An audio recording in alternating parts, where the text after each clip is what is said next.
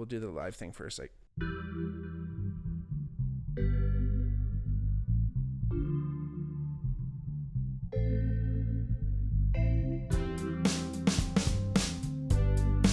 hey everybody, welcome back to the podcast. It's me, your host, Bigmark. Here again, new day, new setup. Me and Christian have been here back again behind the cam.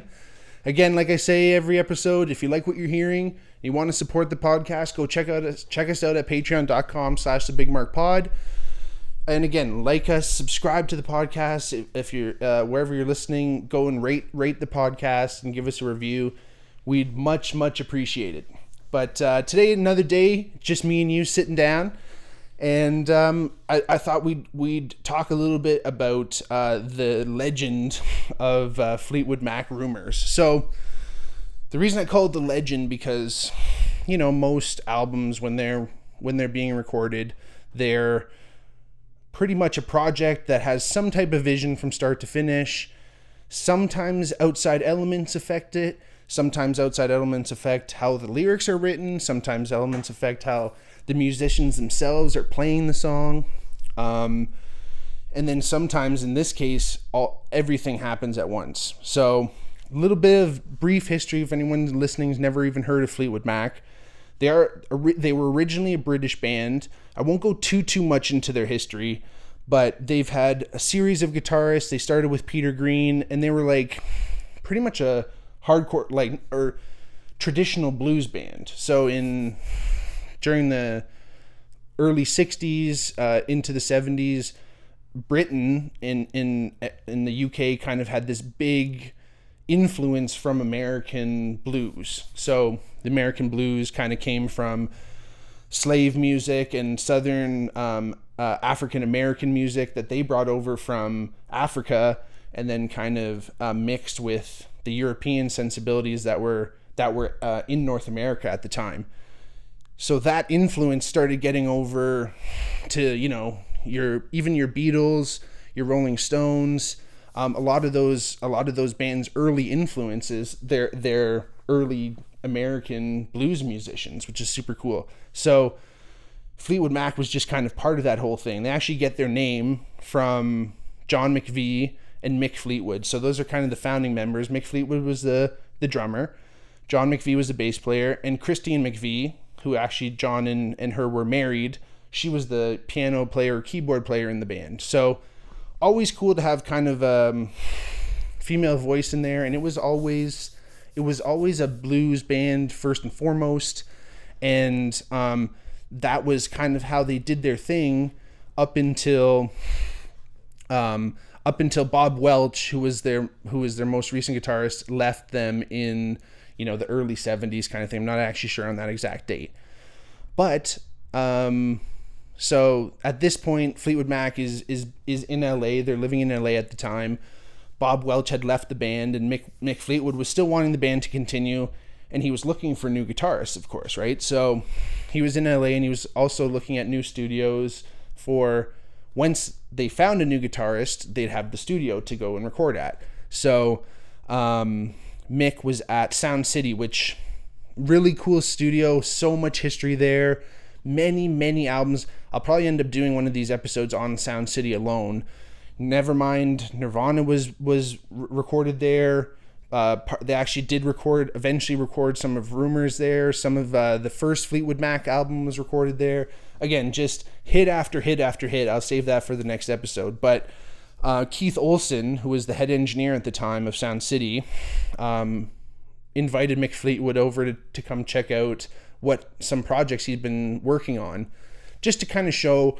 And usually when you're a producer and engineer and you have an artist come over, you're going to kind of show off your work, right? You're going to show off your system. And Keith Olsen had just bought this new Neve console, this recording console that he was very proud of. So he was showing it off essentially to Mick. And he put on this song called Frozen Love by Buckingham Nicks, which was a really cool duo at the time. Lindsey Buckingham and Stevie Nicks. They were actually dating at the time, but really cool duo. And they released this album called Buckingham Nicks, which is an awesome album. And one of the songs on it called Frozen Love, which featured a great guitar part by Lindsey Buckingham. that's the song that Keith Olsen showed to Mick Fleetwood when he was there. So not only did Mick Fleetwood love Keith's engineering skills, but he loved the guitarist. And he's like, who's this guitar player, right? And actually, Lindsey Buckingham was in the studio at the time, and he said he came in and he just noticed this big, because Mick Fleetwood's a big, tall guy. He noticed this big, tall, 6'6" guy just grooving to this song. And eventually, you know, him and Mick, Lindsey and Mick met each other, and then they kind of parted ways.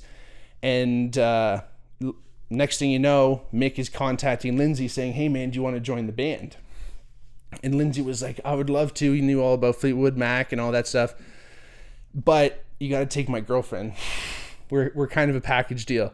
Lindsey was like, if you're taking me, you got to take my girlfriend, Stevie. So luckily, Stevie Nicks is amazingly talented, tremendous singer, and they were already Buckingham Nicks doing their own project together. So it was kind of a no-brainer. But all of a sudden, Lindsey and Stevie joined the band. They write this new album. It was self-titled, Fleetwood Mac. Fleetwood Mac has Landslide on it, has Rhiannon. Some of the songs on there were actually back catalog songs from old Lindsey Buckingham and Stevie Nicks songs that they had written together. And so basically, the first Fleetwood Mac album is kind of a mashup of some of the Fleetwood Mac songs they were working on, and some of the Buckingham Nicks songs Lindsey and Stevie were working on. They kind of put those together. Tremendous success all over the States and the world. I'm pretty sure that was kind of what really gave them their big fame, was this first album. So everyone was really excited for this next album, of course, right? So basically the coolest thing that they did come from that album was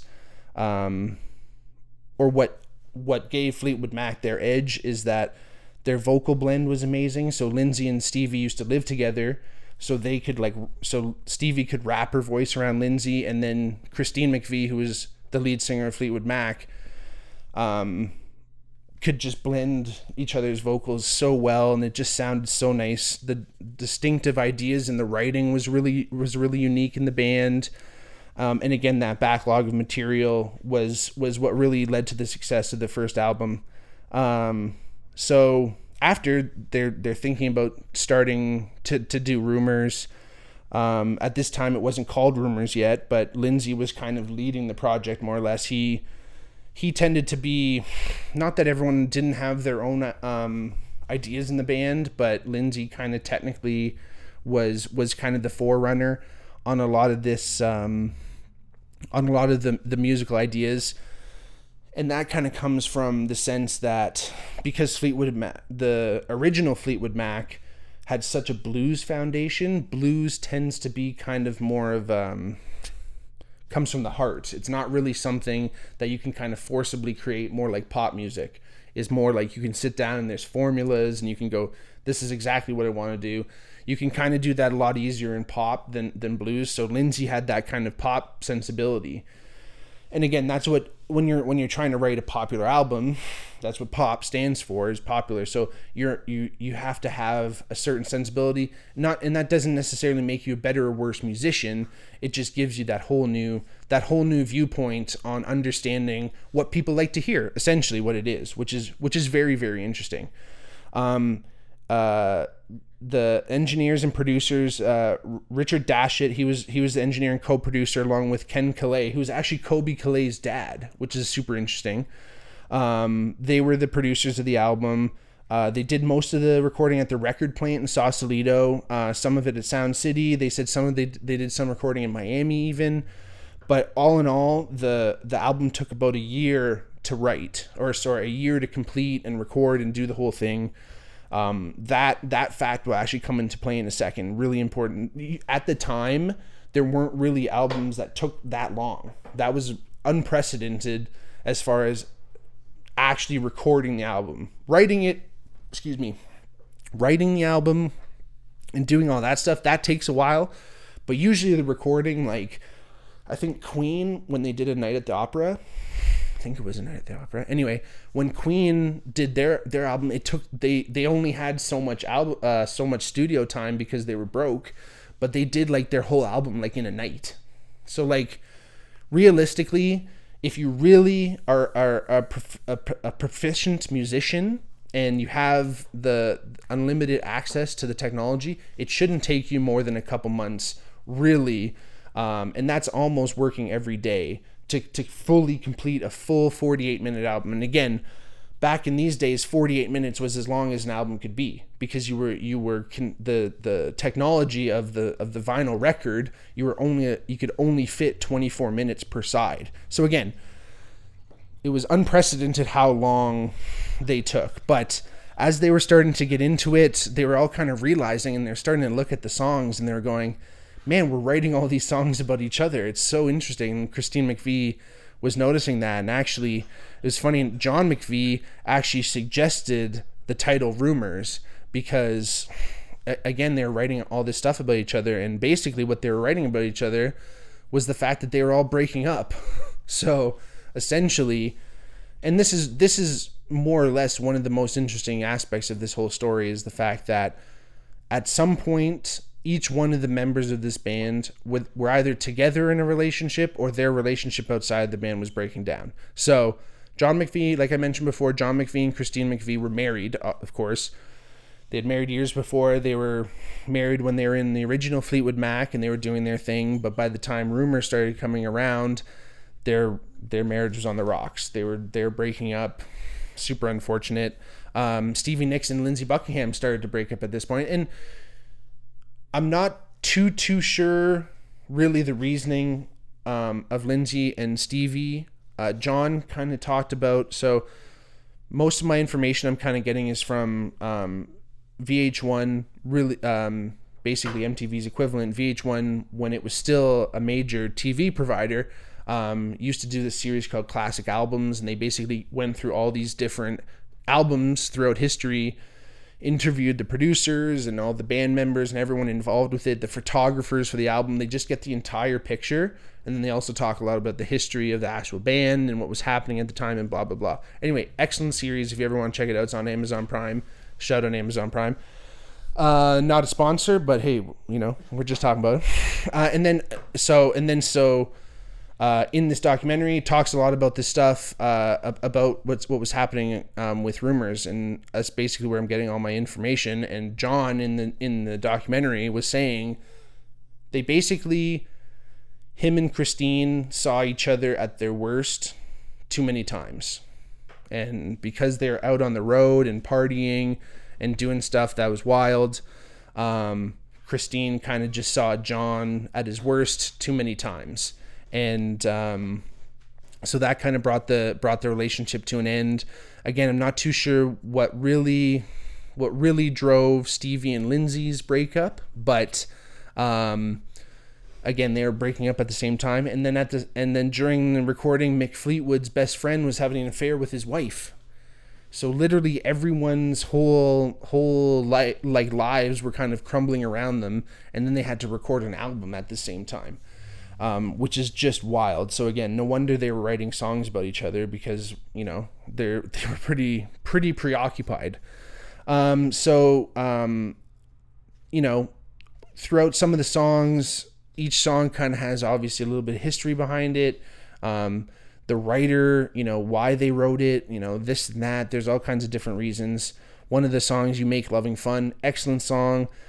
Christine. It was one of the first songs they actually recorded, and Christine McVie wrote it, and she basically had it written in her head by the time she showed up to the studio. So she was like, "This is how it's going to go." She explained to the band how it was going to go, and they just kind of took off with it. Basically, Lindsey and Chris, so Lindsey Buckingham and Christine McVie, had a really similar musical sense, even though she was classically trained, and he was more or less self-taught, and she was from the blues, and he wasn't. They really had a sense where they could really play off each other really well, which was super interesting, and that really came across in the music. And as the title suggests, "You Make Loving Fun," the song written by Christine is actually about the band's lighting director. So Christine and the band's lighting director actually had a little bit of a fling after her and John had broken up. And obviously the lighting director and John didn't really get on after that point. And so the lighting director and John didn't really share a room very much. So apparently the lighting director wasn't around very much. So Christine was saying she probably didn't see him very often, but hey, at least she wrote a song about him. And again, could you imagine being like your ex-wife is in this band writing a song about the guy that she's banging, and you got to play bass on it, and you got to be like, oh, this is fun. Like, right? So again, just inklings of like the turmoil that must have been going on with these guys. And again, drug fueled, and it's like the 70s in Los Angeles and California is already a pretty wild place, and all this stuff is happening, right? Which is insane. So basically after John and Chris broke up, Mick Fleetwood and John spent a lot of time together. They were traveling around in station wagons and just driving around LA and California and just kind of getting to know and just be with each other. And Mick said he saw a lot of pain come from John, and you never want to see a person in that kind of state. And it sounds like Mick and John went through a lot of stuff together, which is really interesting. Lindsay, what do I got here? Yeah, Lindsay. Oh, yeah, I already said all that stuff. Just looking at my notes here, folks.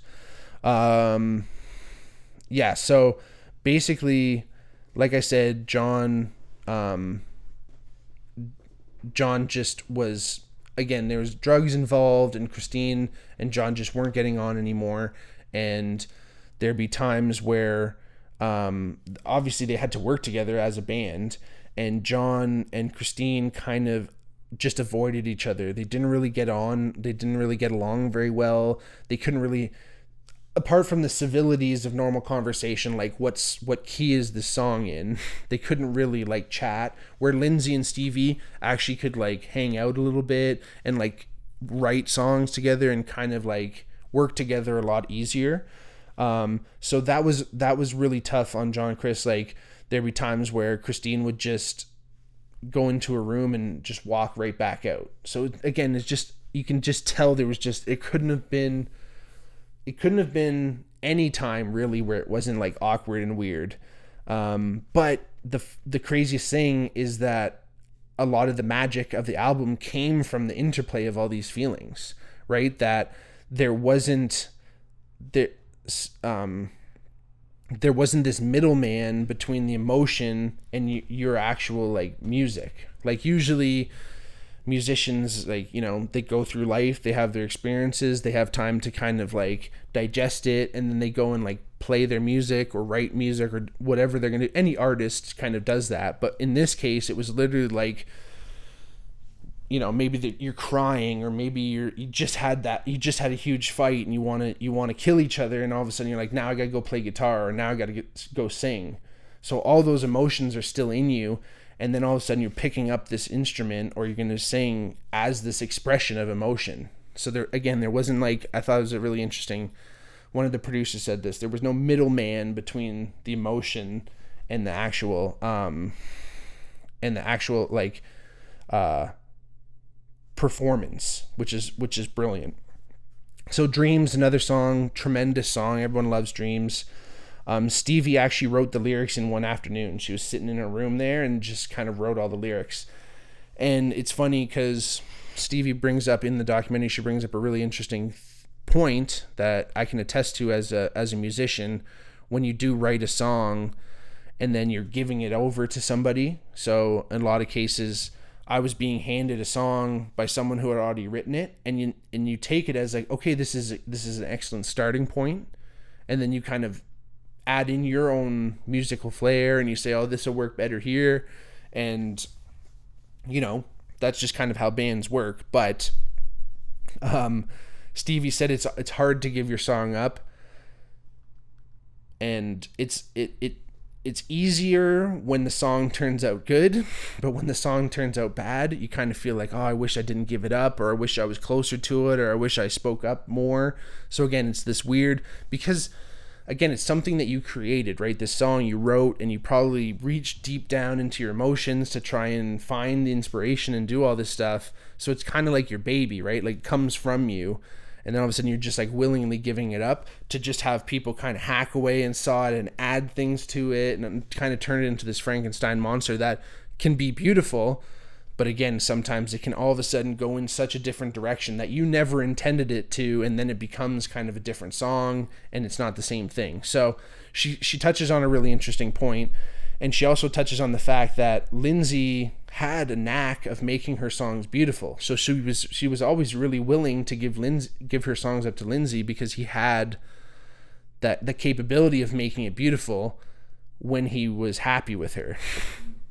So when they started breaking up, and there were times where he wasn't feeling those nice feelings towards her, he wouldn't be as willing to help her with these songs.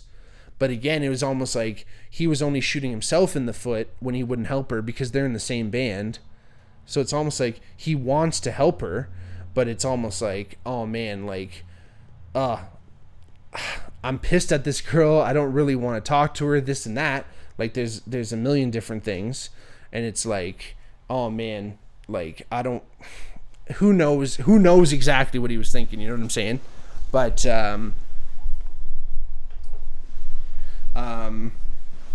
anyway, he had the ability to make the songs great, and a lot of the songs were great that he did help out with, but again, it was only when he really wanted to. And again, you know, with Stevie and Lindsay living together for years, and Christine's voice just blending in so perfectly, they obviously sang a lot together too. So again, imagine being in this little tiny booth, and a lot of times you're singing on one microphone with this person that you're breaking up with. Your whole lives are both shattered, and you're both in this booth together with this with Christine too. Her marriage is breaking up. Like, again, like I could only imagine them all working together and going through that turmoil. It must have been insane. Through this time too, John McVie and Lindsay actually used to butt heads quite often, and John says that's what his job is as a bass player, is to kind of offer this new viewpoint. I can totally attest, I totally understand where he's coming from, because, you know, lead guitarists or melody writers and stuff like that, they live within that melody. That's the most important thing. It's a whole other world. They're really, it's important, and the bass line tends to kind of come in a little bit later. Depends on the writer, but a lot of times, as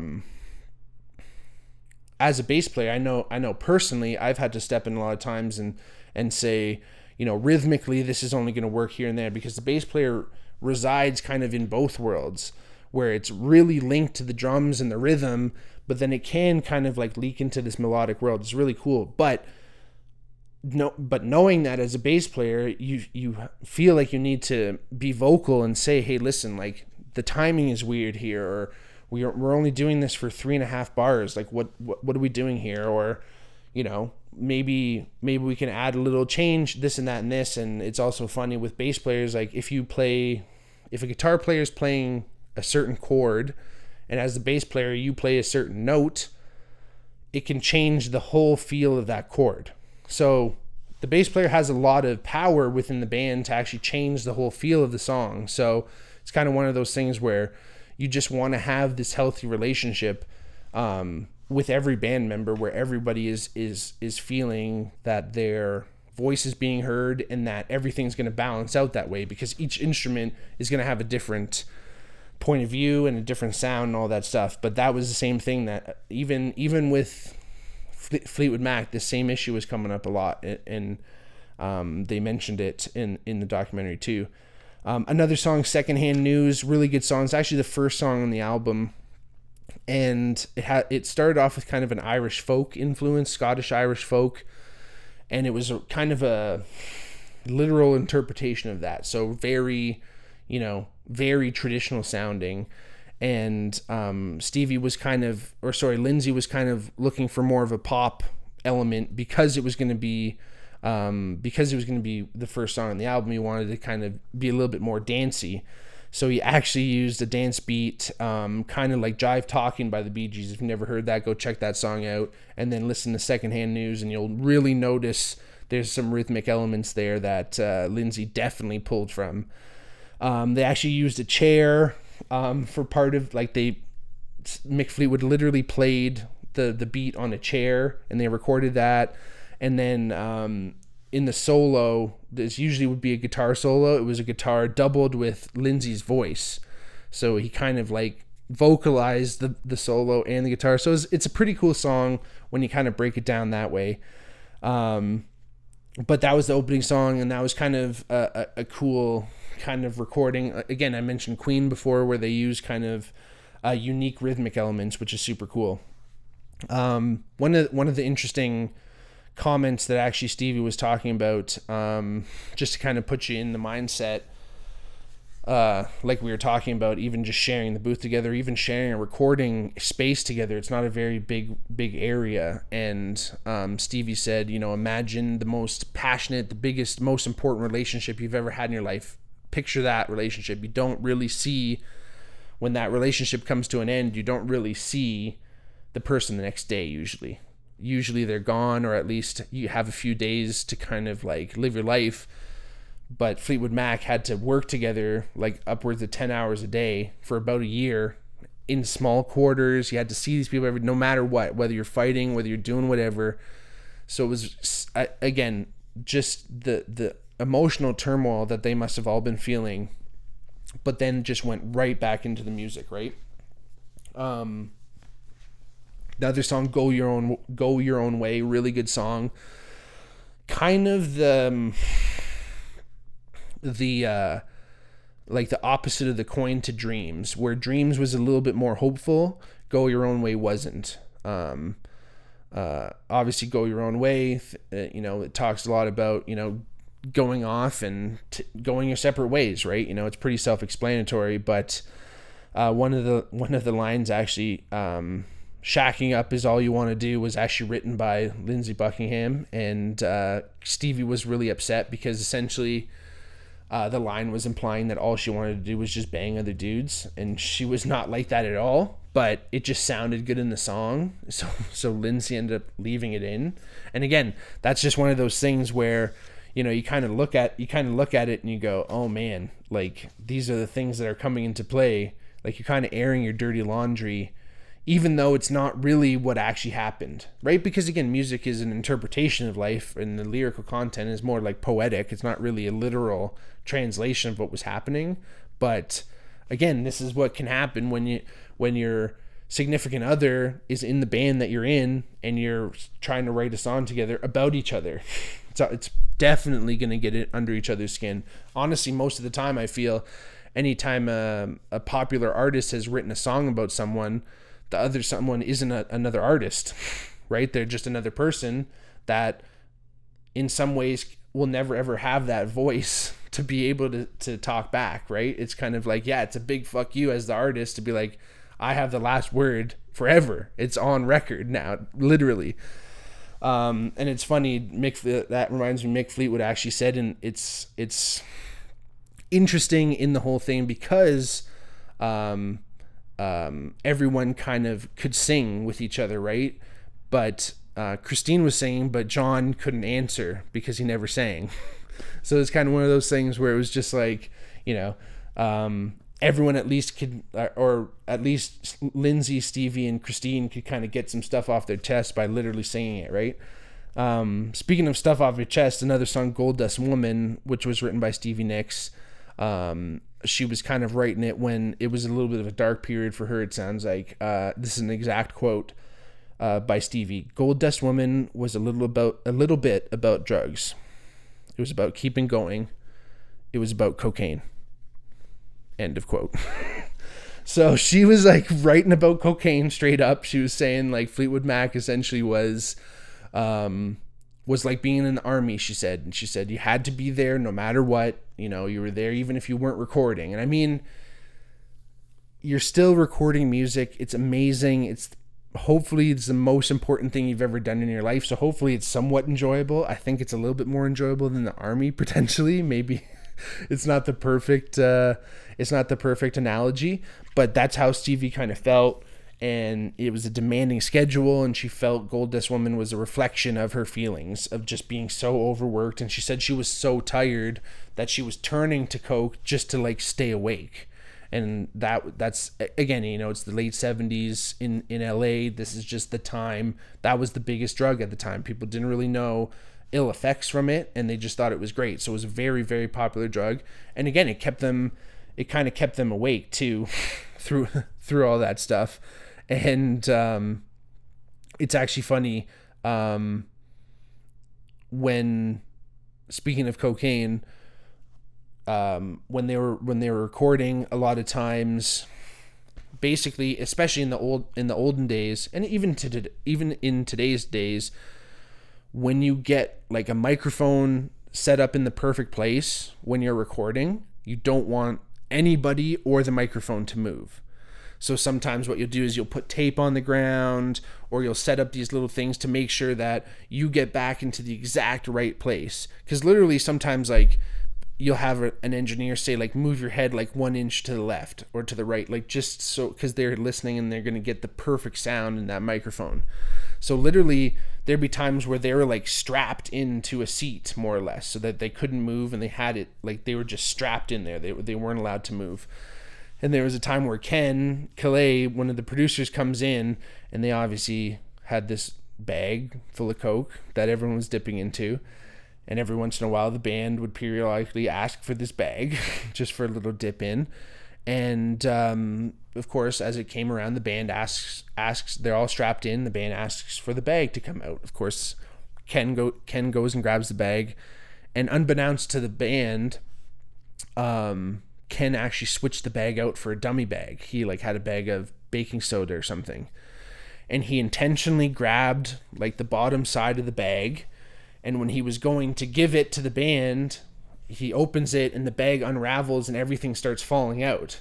And the band starts freaking out. And they're like, "Oh, Ken, what are you doing?" And he starts playing. And as he's starting to get more flailing as they get more upset. And of course it was all fake and it was this big prank, but apparently Mick Fleetwood was really pissed. Well, again, if you're like a coke head and someone just spilled your coke everywhere, even if it's going to only take you the time to get some new coke because they're millionaires, they can just get some more.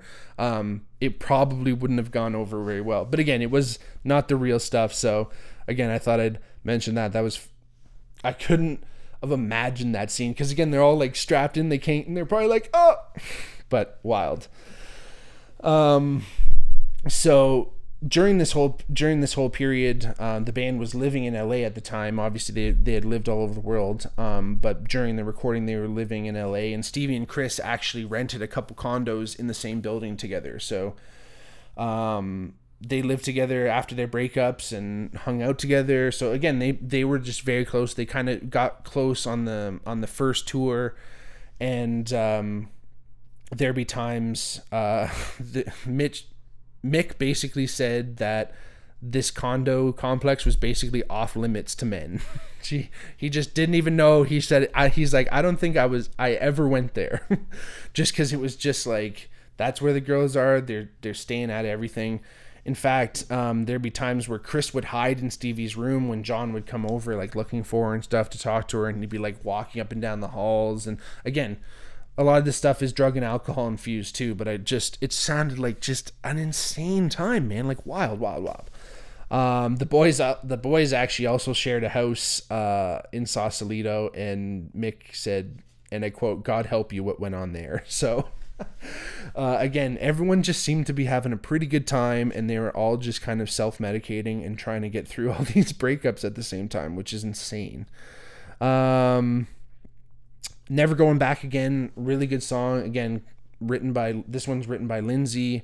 Very self-explanatory kind of thing. He wrote it when at the time him and Stevie kind of really put a final nail in the coffin, and he was going and pursuing a new love interest, it seemed, and never going back again. Kind of, again, it's pretty self-explanatory. He didn't want to keep going back, and it was probably one of those yo-yo yo-yo kind of relationships where they would break up and then they just kind of come back together. And again, you're together all the time over this whole year. Could you imagine all the different changes that must have happened where we're kind of back together. Oh, now we're not. Like, who knows, right? Like, must have been wild.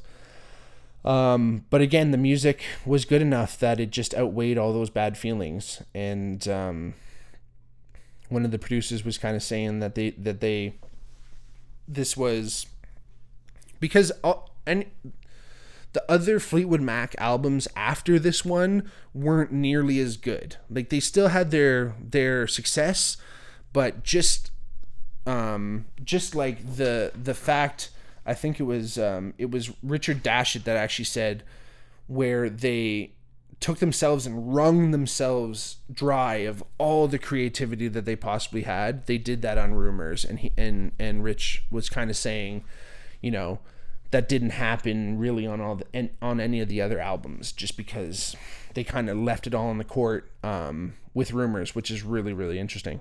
Don't Stop, another great song. It's actually kind of responsible for getting Fleetwood Mac a little bit of a secondary attention in the 90s, because Bill Clinton actually used it as his campaign song.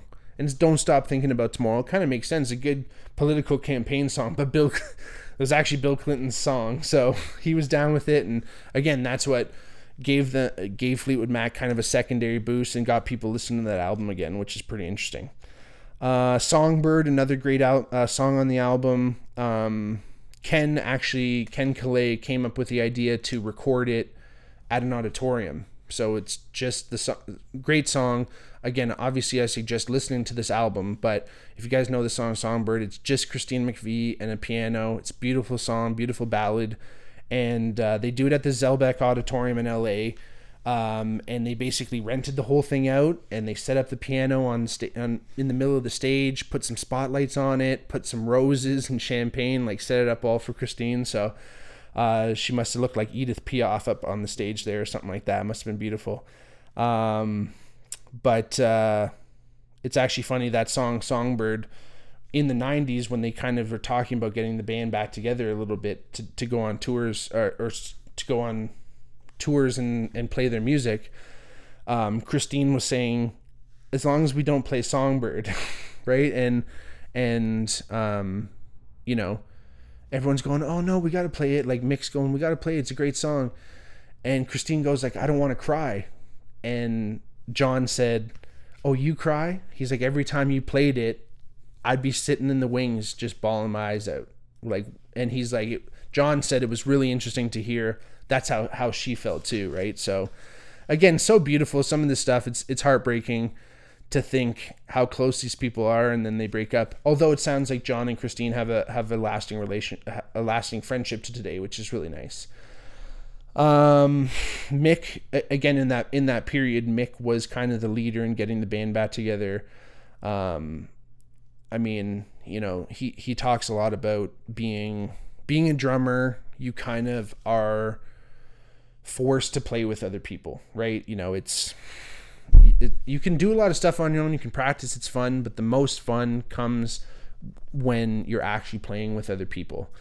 And Mick kind of said he thinks he oversold his soul to the company store, in the sense that he put himself so much in the music. He said that he kind of neglected some of his fatherly duties, which is kind of sad.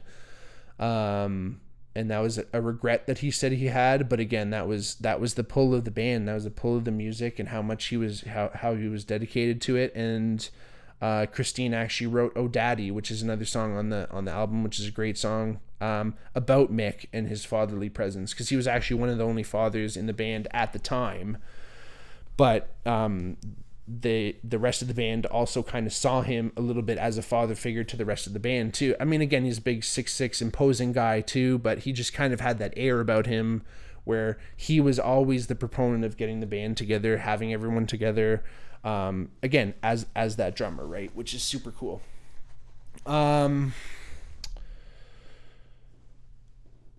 Since the band knew that it was such a piece of work to be proud of, it really did curb their misery. Like I said, again, the music was just good enough, was so good that it didn't make them feel as bad. And again, like I said, because they were limited by the technology at the time, because you could only have 24 minutes per side on a vinyl, they actually had to cut some of the songs. And one of the songs you can actually find today, it's been released since, but it wasn't released when the album was first released. It's called Silver Springs. It's a beautiful song.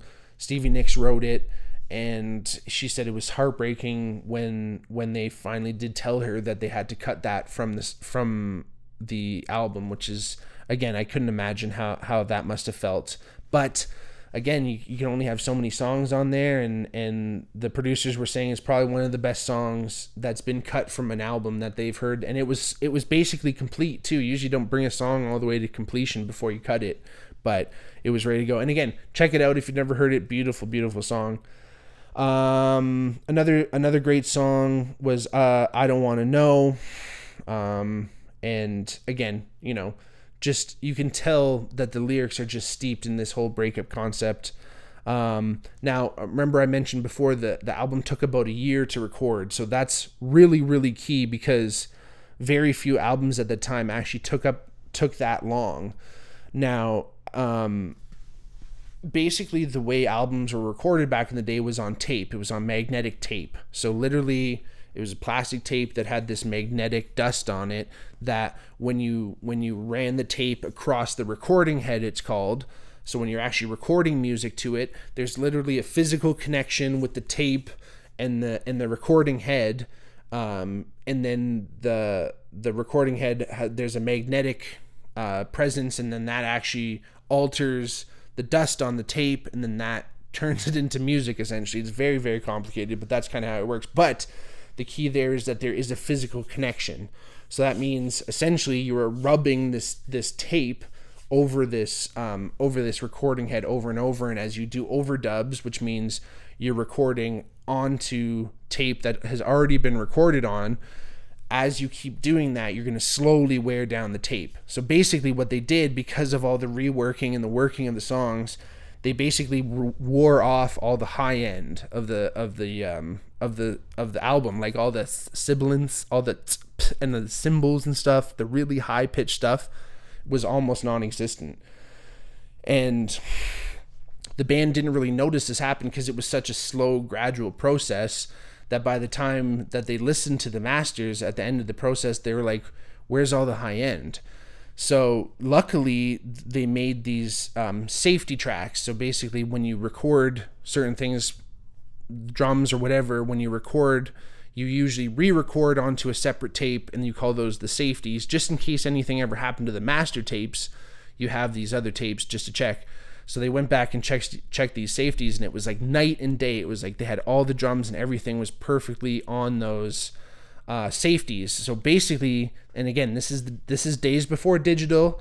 In these days now, digital, what we're recording on nowadays, it's like if we were recording now, we would go through like, I think, a couple reels of tape, like, because like even if it's like, if we were recording over an hour like our other podcasts, it would be insane. It would cost so much money. We'd have to have engineers and people and be in a studio. It's amazing. Again, the technology is wild, where we are today, but it came from the fact that back in the day, you had to have all these people, hundreds of thousands of dollars of a budget to do this album. Insane, right?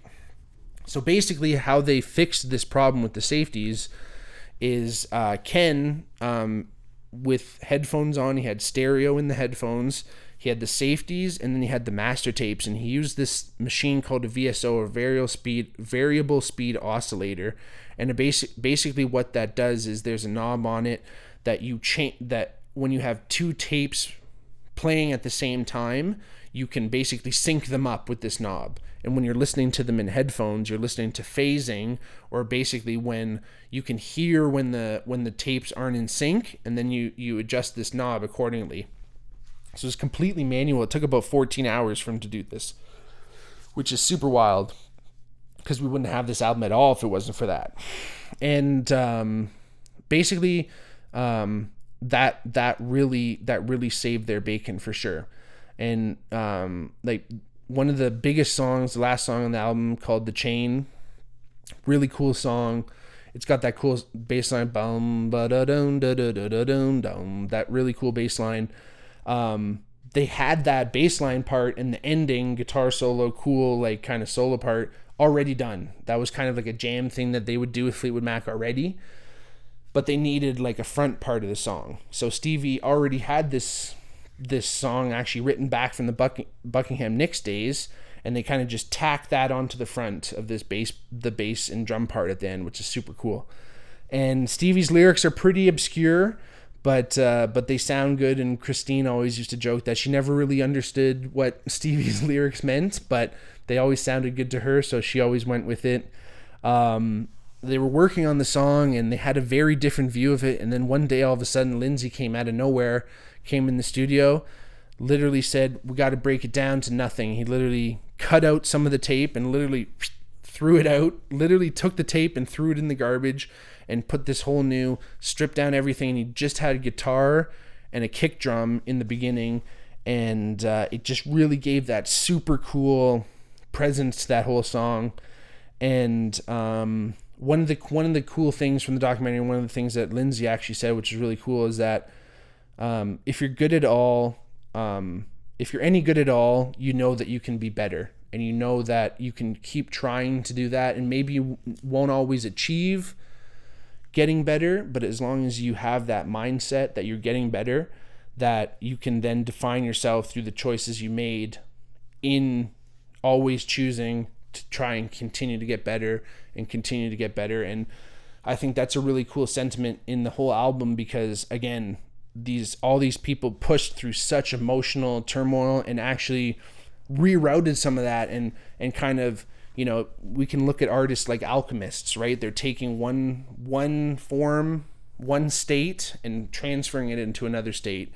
And through this whole process, all these band members were all experiencing the same turmoil together, and they were lucky enough to be able to put that directly onto this album. So if you've never heard this album, please go check it out. Fleetwood Mac Rumors, amazing album.